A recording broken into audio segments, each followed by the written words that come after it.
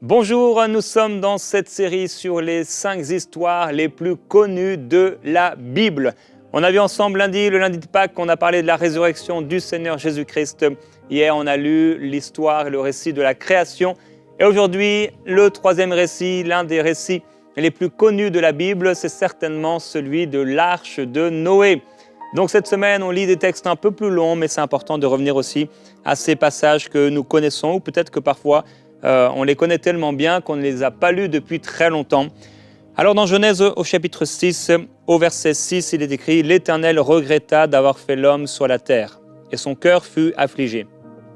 L'Éternel dit « J'effacerai de la surface du sol l'homme que j'ai créé, depuis l'homme jusqu'au bétail, aux reptiles et aux oiseaux du ciel, car je regrette de les avoir faits. » Mais Noé obtint la faveur de l'Éternel.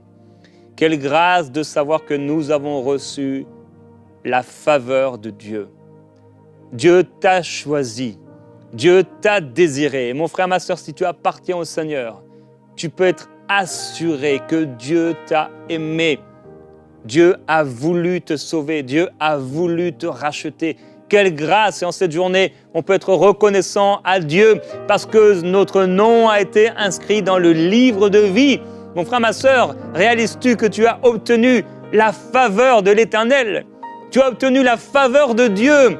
Peut-être qu'il y a une malédiction qui pèse sur les gens qui sont autour de toi. Peut-être que certains résistent à Dieu et refusent de se soumettre à Dieu. Mais Dieu t'a fait la grâce de te soumettre à lui et tu lui appartiens maintenant. Nous voulons te glorifier, te remercier, Seigneur, de cette grâce et cette faveur qui repose sur nous. Noé a obtenu la faveur de Dieu. Et cette faveur de Dieu dans sa vie, ça va être son salut. Cette faveur de Dieu dans sa vie, ça va être le salut également de sa famille. Car si la faveur de Dieu est tombée sur toi, si la faveur de Dieu est descendue sur toi, si le châtiment qui nous donne la paix est tombé sur le Seigneur, c'était pour que la faveur de Dieu tombe sur toi et t'apporte non seulement le salut, mais également le salut aux membres de ta famille. Car si tu crois, oui, tu verras la gloire de Dieu. Et si tu crois, toute ta famille doit venir au Seigneur.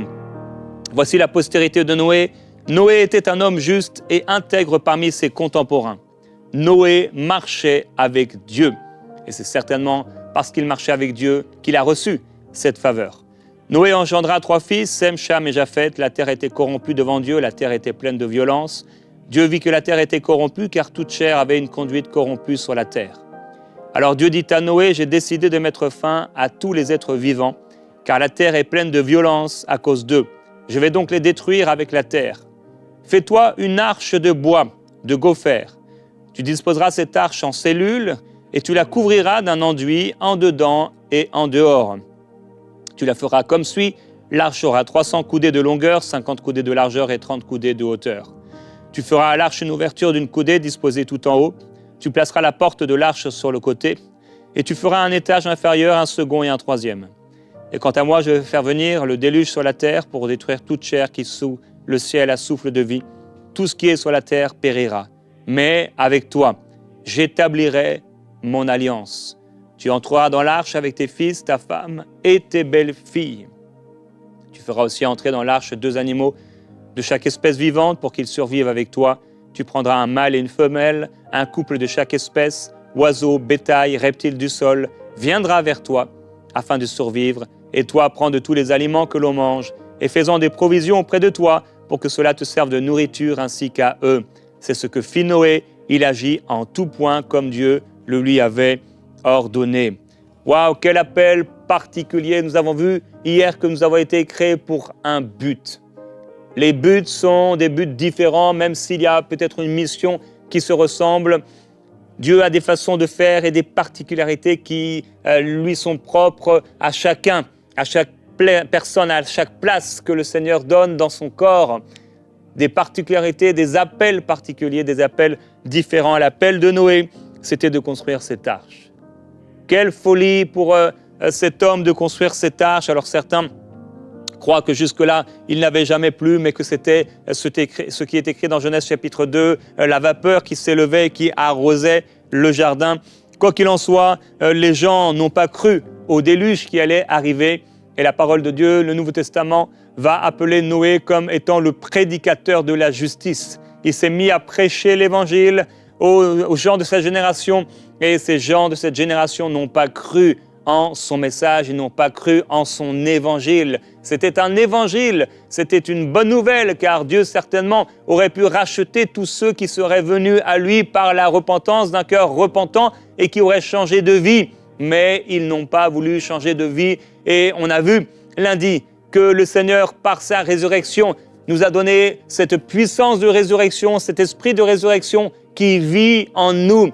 Nous avons vu hier qu'à la création, Dieu nous a créés pour un but.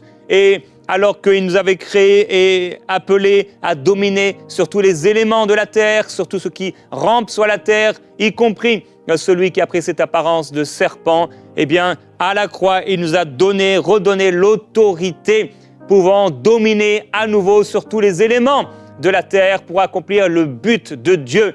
Et la bonne nouvelle aujourd'hui, c'est que le Seigneur va nous épargner du jugement à venir. Et il nous a épargné du jugement à venir, le jugement qui va venir sur le monde, car nous avons obtenu grâce, nous avons obtenu faveur de la part de l'Éternel. Et tout cela se passe à travers la résurrection du Seigneur. Et c'est pourquoi j'ai voulu commencer cette semaine, non seulement parce qu'il s'agissait du lundi de Pâques, mais parce que tout se passe par la résurrection, par la mort, par la vie et par la résurrection du Seigneur Jésus-Christ, qui est venu comme à l'origine à nouveau rétablir la domination donnée à l'homme et à ceux qui lui appartiennent, et également qui est venu, et il nous l'a montré à travers l'arche de Noé, sauver nos vies, et que nous puissions nous aussi, par le but, par la mission, par l'accomplissement de tout ce que Dieu nous demande de faire, sauver les nôtres et sauver nos familles.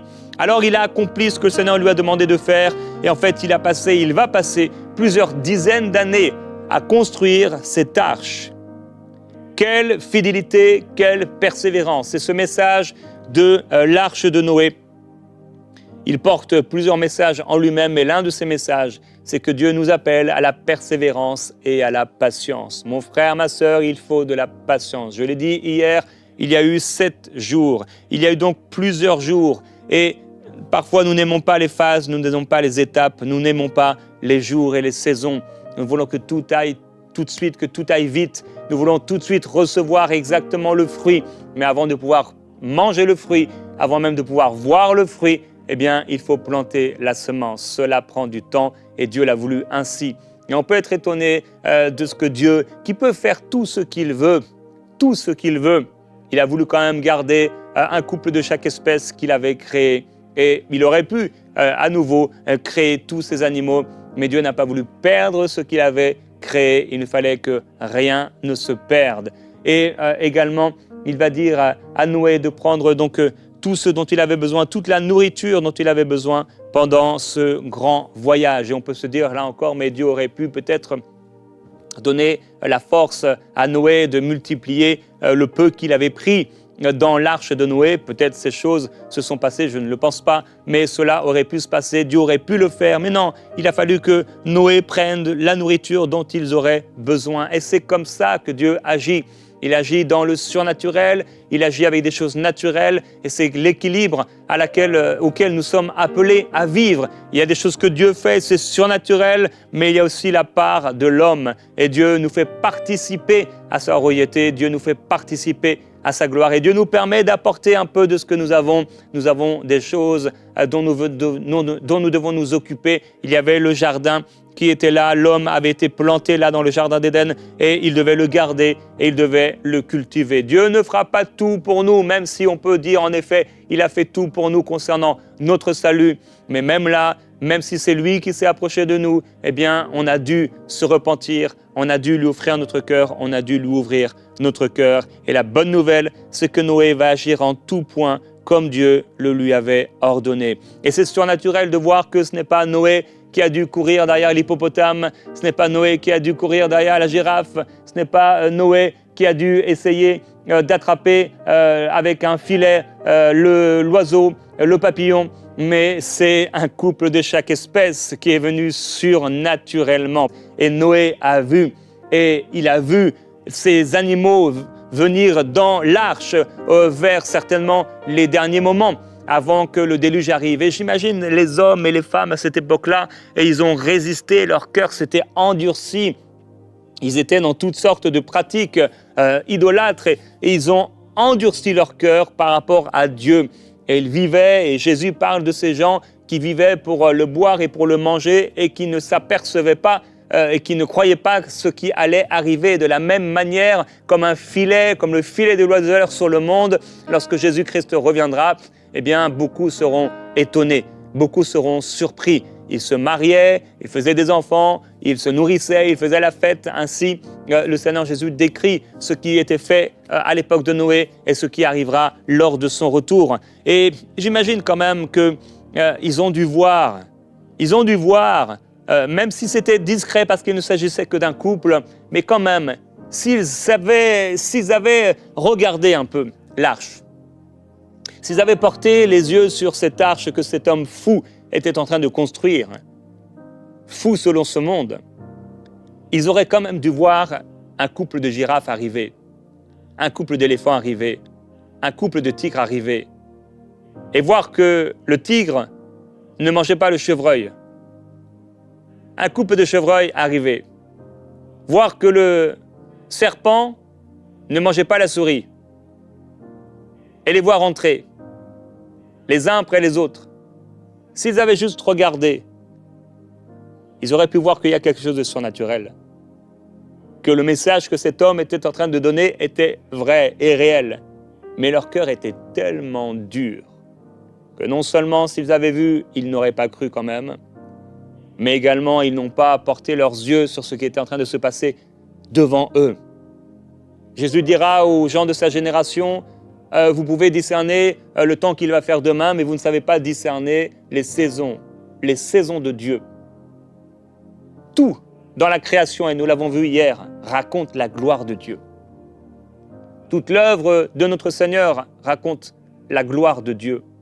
Toute la création nous montre qu'il y a un Créateur. C'est une folie pour l'homme de refuser de croire en ce Créateur et de s'y soumettre. Tout. Aucune de nos empreintes digitales n'est la même que quelqu'un d'autre sur cette planète. Rien que cela devrait nous amener à plier le genou devant l'immensité de la grandeur et de l'intelligence de Dieu, devant la grandeur extraordinaire de notre Dieu. Mais ils ont résisté, ils ont endurci leur cœur afin de ne pas voir, tout comme Pharaon refusait de voir, alors que les fléaux étaient annoncés. Il refusait, il résistait. Il résistait à ce Dieu qui peut sauver. Et Noé va agir exactement comme le Seigneur le lui a demandé.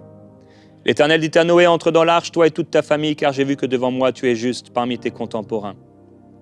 Prends auprès de toi 7 couples de toutes les bêtes pures, le mâle et sa femelle, un couple des bêtes qui ne sont pas pures, le mâle et sa femelle, 7 couples aussi des oiseaux du ciel, mâle et femelle, afin de garder en vie leur descendance sur toute la surface de la terre. Donc il y en avait pour un 7 couples, il y en avait pour d'autres, c'était un seul couple. Car dans 7 jours, moi je vais faire venir la pluie sur la terre 40 jours et 40 nuits, et j'effacerai de la surface du sol tous les êtres que j'ai faits. Noé agit en tout point comme l'Éternel lui avait ordonné. Noé avait 600 ans lorsque le déluge survint sur la terre. Noé entra dans l'arche avec ses fils, sa femme et ses belles-filles pour échapper à l'eau du déluge.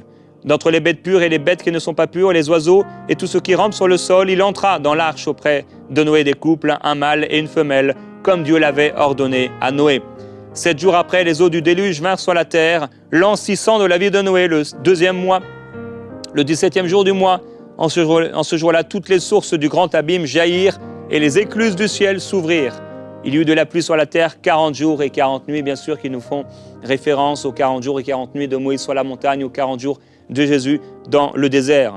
Ce jour même, Noé, Sem, Cham et Japheth, fils de Noé, la femme de Noé et ses 3 belles-filles entrèrent dans l'arche avec tous les animaux, selon leur espèce, tout le bétail, selon chaque espèce, tous les reptiles qui rampent sur la terre, selon leur espèce, tous les oiseaux, selon leur espèce, tout ce qui vole et qui a des ailes.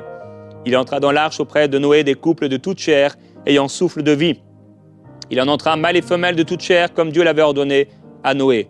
Puis l'Éternel ferma la porte sur l'eau. Alors, je ne lirai pas le reste de l'histoire de ce déluge, mais toutes les autres montagnes vont être recouvertes, toutes celles qui sont sous la terre, et les eaux vont grossir sur la terre pendant 150 jours. Dieu va se souvenir de Noé, et les sources de l'abîme et les écluses du ciel vont être fermées. La pluie va cesser de tomber, et on voit par la suite, et je vous encourage à pouvoir le lire, les eaux qui vont diminuer. Au bout de 40 jours, Noé va ouvrir la fenêtre qu'il avait faite à l'arche, il va lâcher le corbeau qui va sortir et revenir à plusieurs reprises, et il va lâcher la colombe pour voir si les eaux avaient baissé à la surface du sol, mais la colombe ne trouva pas de perchoir pour ses pattes, elle va revenir, et finalement, elle va repartir là, alors qu'il prend patience, et cette colombe ne reviendra plus. L'an 601, le premier du premier mois, les eaux avaient séché sur la terre. Noé va écarter la couverture de l'arche, il va regarder, voici que la surface du sol avait séché. Le second mois, le 27e jour du mois, la terre était sèche. Waouh! Tant de temps passé dans cette arche. Vous imaginez la vie dans l'arche? Comment ça devait être étonnant, comment ça devait être particulier, comment ça devait être spécial. Il devait y avoir ça devait être sombre, avec tous ces animaux, tous ces bruits. En fait, c'était comme une bulle. Une bulle que la gloire de Dieu protégeait, que la gloire de Dieu gardait. Je crois que Dieu était en train de contrôler tout ce qui se passait à l'intérieur de cette arche, pour que Noé et sa famille ne deviennent pas fous en entendant tout le bruit de ces animaux. Il y avait un contrôle de Dieu pour que le tigre ne mange pas sa proie. Alors, certainement, il y a eu des moments de silence où tous les animaux étaient en train de dormir. Et Noé et sa famille pouvaient dormir. C'était un miracle. Un miracle. Cela a été un miracle. Tel le miracle du tombeau vide. Le miracle du tombeau vide, le miracle de la résurrection, nous dit encore aujourd'hui que Dieu est capable de nous protéger, que Dieu est capable de nous garder jusqu'au jour du retour du Seigneur. Et que tout ce que Dieu a prévu de faire, il le fera, quoi qu'en dise l'homme. Tout ce que Dieu a ordonné, il le mettra.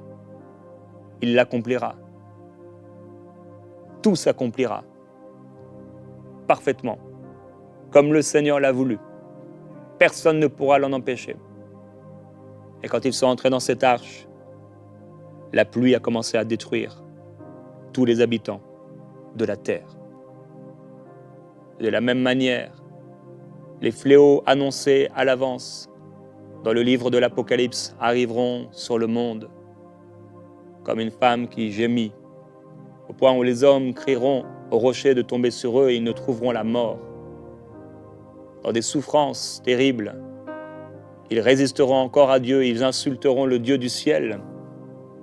Mais nous, frères et sœurs, nous aurons été gardés dans cette arche, puisque le Seigneur viendra nous enlever à sa rencontre sur les nuées, dans les airs, à la rencontre de celui auquel nous avons cru, de celui que nous avons aimé.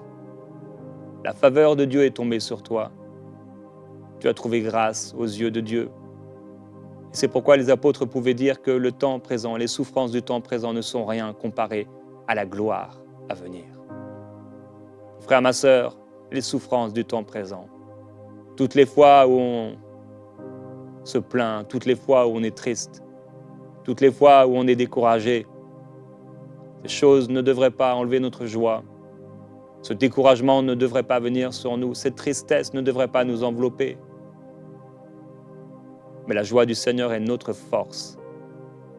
Et cette joie se trouve en lui. Nos noms inscrits dans le livre de vie devraient apporter en tout temps une joie complète, une joie éternelle. Le second mois, donc le 27e jour du mois, la terre était sèche. Alors Dieu parla à Noé en ces termes: sors de l'arche, toi, ta femme, tes fils et tes belles-filles. Fais sortir avec toi les animaux de tout genre qui sont avec toi, tant les oiseaux que les bêtes et tous les reptiles qui rampent sur la terre, qu'ils pullulent sur la terre, qu'ils soient féconds et se multiplient sur la terre. Noé sortit ainsi que ses fils, sa femme et ses belles-filles. Tous les animaux, tous les reptiles, tous les oiseaux, tout ce qui rampe sur la terre, selon leur genre, sortirent de l'arche. Imaginez-vous, quand la porte s'est ouverte. Waouh! Un nouveau monde. Tout doit repartir. La même manière que Dieu avait planté Adam puis Ève dans le jardin, Noé a dû recommencer. Ne t'inquiète pas de ce que tu as parfois l'impression de recommencer à zéro. C'est pour quelque chose de meilleur. Dieu veut dire à quelqu'un aujourd'hui, tu t'inquiètes pour peu de choses et tu t'inquiètes de ce que tu dois recommencer. Mais Dieu l'a voulu ainsi. Il faut que la graine de blé tombe en terre et meure pour porter du fruit demain.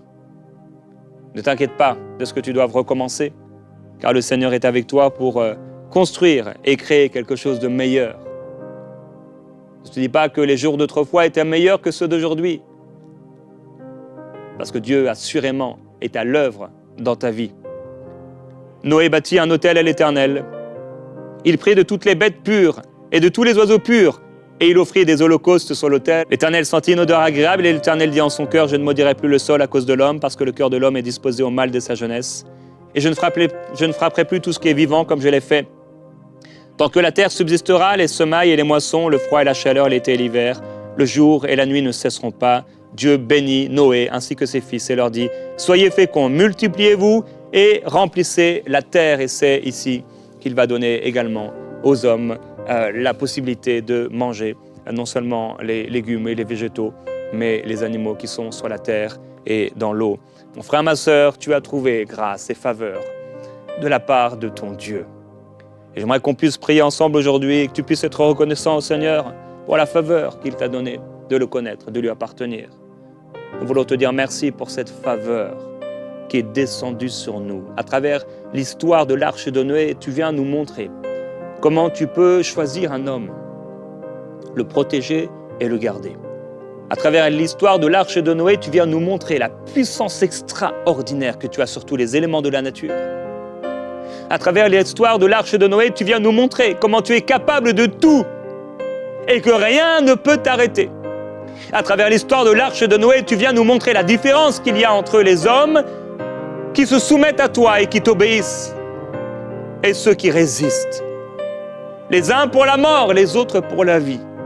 À travers l'histoire de l'arche de Noé, tu viens nous montrer comment tu peux nous protéger, comment tu peux nous garder. À travers l'histoire de l'arche de Noé, tu viens nous montrer comment, de la même manière que tu es allé dans le tombeau n'a pas pu, la mort n'a pas pu te retenir. Tu as installé Noé dans cette arche, mais tu l'en as fait sortir pour une vie nouvelle. Merveilleux Jésus-Christ, tu nous as fait sortir, tu nous as fait vivre pour une vie nouvelle. Nous t'avons rencontré, nous sommes entrés par toi et nous sommes sortis selon ce que tu as dit. Et nous avons trouvé des pâturages. Seigneur, merci pour ces eaux paisibles de la vie éternelle. Merci Seigneur pour les arts de l'esprit en nous, qui nous montrent, qui attestent en nous que ce que tu as dit, cela va arriver. Toute ta parole est oui et amen. L'histoire de l'arche de Noé nous montre que toute ta parole s'accomplira. L'histoire de l'arche de Noé nous montre que le salut n'est pas seulement pour nous-mêmes individuellement, mais pour nos familles. C'est pourquoi, Père, nous proclamons et déclarons le salut de toute notre famille. Et nous disons que fils, filles, tous viendront à la lumière et à la connaissance de la vérité. Belle-fille, gendre, ils viendront à la connaissance de la vérité. Par ta grâce, ils seront sauvés. Nous déclarons le salut de nos enfants. Nous déclarons le salut de nos familles. Seigneur, ce que tu as fait pour Noé, tu peux le faire pour nous. Seigneur, l'histoire de l'arche de Noé nous montre comment il est important de continuer de prêcher l'évangile, même si les cœurs restent endurcis. Tu nous as appelés à prêcher l'évangile. Je veux continuer de prêcher l'évangile, oh Dieu. Remplis-moi encore d'assurance, d'audace, afin que je puisse continuer de prêcher ta parole. Comme Noé a prêché ta parole, continuant, persévérant, travaillant de tout son cœur. L'histoire de l'arche de Noé nous montre, Dieu, comment il faut être persévérant et patient dans l'œuvre que tu nous as demandé d'accomplir. Que la patience produise un fruit certain, afin que nous soyons pleinement patients, accomplis, et qu'il ne nous manque rien. Nous voulons être parfaitement patients, accomplis, pour accomplir ta volonté jusqu'à la fin, croire jusqu'au bout, croire, même quand cela paraît fou. L'histoire de l'arche de Noé nous montre comment les choses qui paraissent être folles sont pourtant réalisées par l'aide de l'Esprit et par la foi. L'histoire de l'arche de Noé nous montre la folie de la foi, la grandeur de la foi, la puissance de la foi. L'histoire de l'arche de Noé nous montre ta puissance sur tout ce que tu as créé, les animaux qui sont à ton service et qui se soumettent à toi, et la domination de l'homme. Oh, l'histoire de l'arche de Noé nous montre que tu n'oublies pas l'homme. Tu t'es souvenu de Noé, tu ne nous as pas oubliés. Tu veux dire à quelqu'un aujourd'hui que tu ne l'as pas oublié, que même si son père, sa mère l'abandonnaient, toi tu ne l'abandonneras pas. Tu te souviens de nous, tu as pensé à nous, tu nous as choisis, tu nous as aimés, tu nous as créés pour un but. Ta faveur est sur nous. L'Esprit de Jésus-Christ, ressuscité d'entre les morts, habite en nous. Seigneur, merci. Merci pour l'Esprit de Jésus-Christ qui habite en nous et qui nous a redonné la domination que tu avais donnée à l'homme en Éden. Et merci pour l'Esprit de Jésus-Christ qui nous garde et qui nous sauve de la mort éternelle et du jugement qui viendra sur le monde. À travers ces trois histoires, Seigneur, tu nous montres ces choses, tu nous rappelles ces choses, et nous voulons te glorifier, te remercier de la vie extraordinaire que nous avons en toi. Merveilleux Jésus-Christ, l'histoire de l'arche de Noé nous montre que quand un homme est fidèle et qu'il croit, ce que tu lui as dit s'accomplira. Oui, Dieu, tu es fidèle. Et tu as placé dans l'étendue des cieux cet arc-en-ciel, signe de l'alliance que tu as fait avec l'homme. Cet arc-en-ciel qui a été volé,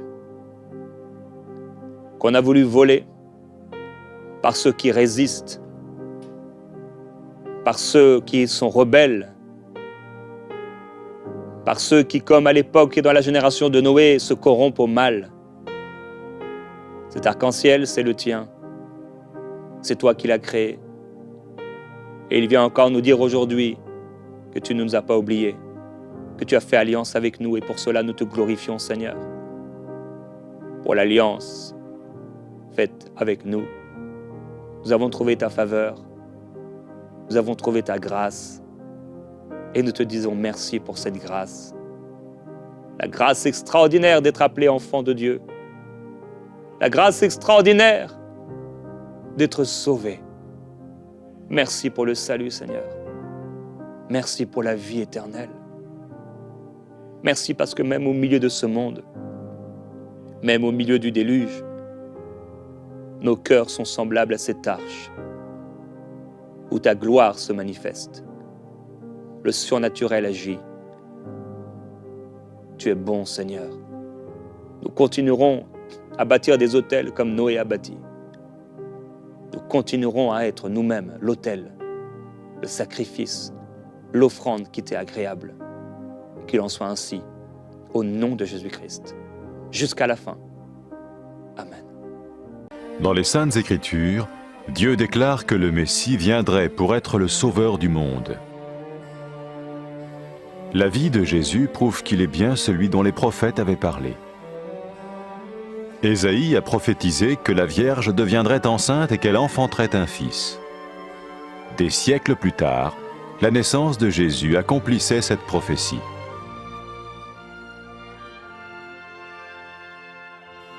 Les Saintes Écritures déclaraient que le saint à naître serait appelé le Fils de Dieu.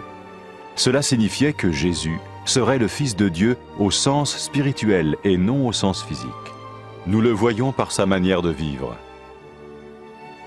Il a guéri des malades, il a pardonné leurs péchés, les a ramenés à Dieu et leur a promis une place dans le royaume éternel de Dieu. Il s'est offert lui-même en sacrifice pour le péché à leur place. Puis il est revenu à la vie, victorieux sur la mort selon le plan de Dieu. Jésus a dit « Personne ne me prend la vie, mais je la donne de ma propre volonté. » La vie de Jésus n'a pas seulement accompli les écrits des prophètes, mais elle a aussi confirmé la vérité de la sainte parole de Dieu. Les prophètes avaient écrit « Ta parole, ô mon Dieu, est parfaite, elle dure à toujours. » Jésus lui-même a dit « Le ciel et la terre disparaîtront, tandis que mes paroles ne disparaîtront jamais. » Jésus est venu pour nous donner la vie dans toute sa plénitude. Et quand l'homme a désobéi à Dieu dans le jardin d'Éden, il a choisi sa propre voie et ses actions l'ont séparé du Créateur.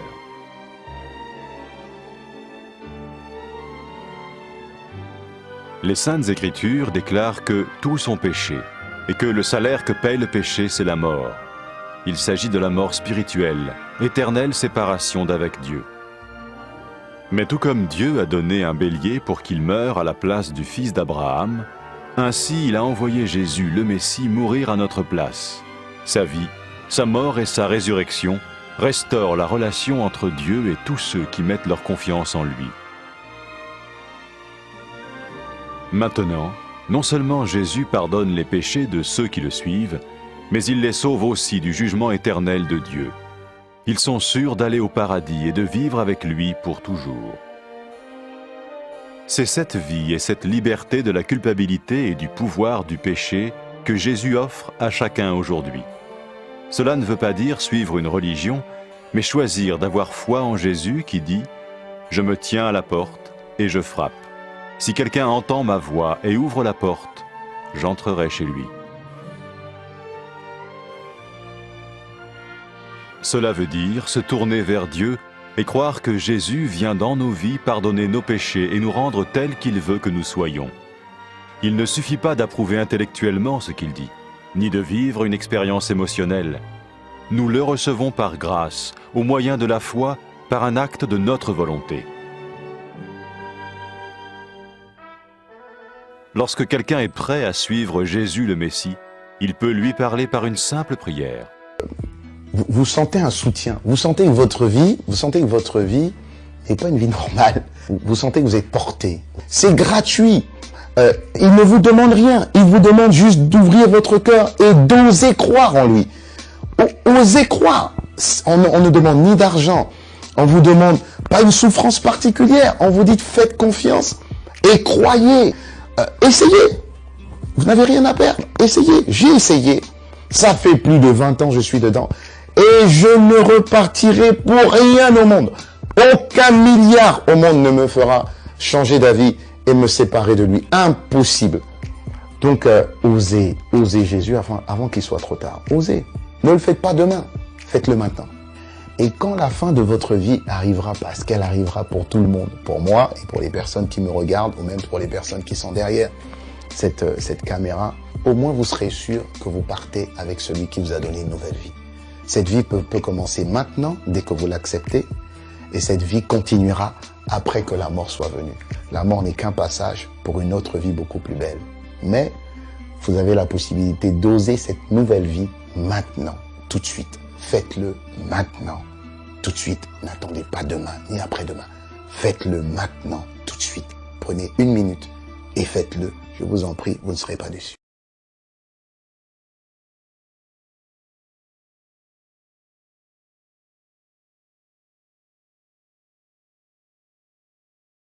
Après avoir écouté ce message, si vous avez décidé de donner votre vie au Seigneur Jésus-Christ, faites cette prière avec l'homme de Dieu. Mon Dieu, je viens devant toi, tel que je suis. Je confesse Jésus-Christ comme mon Sauveur et mon Seigneur.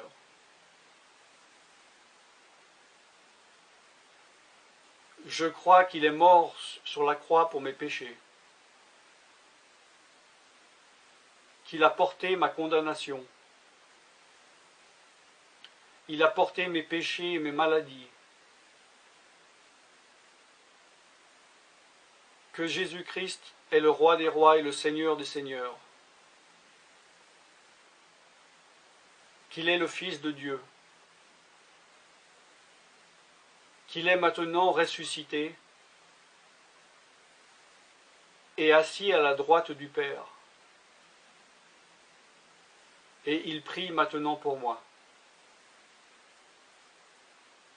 Je me suis détourné de mes péchés et je veux obéir à ta parole.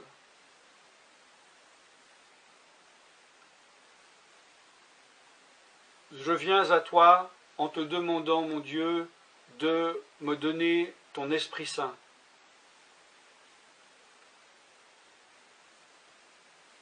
Remplis-moi de ton esprit, afin que tu ne sois plus à l'extérieur de moi, mais que tu viennes habiter en moi.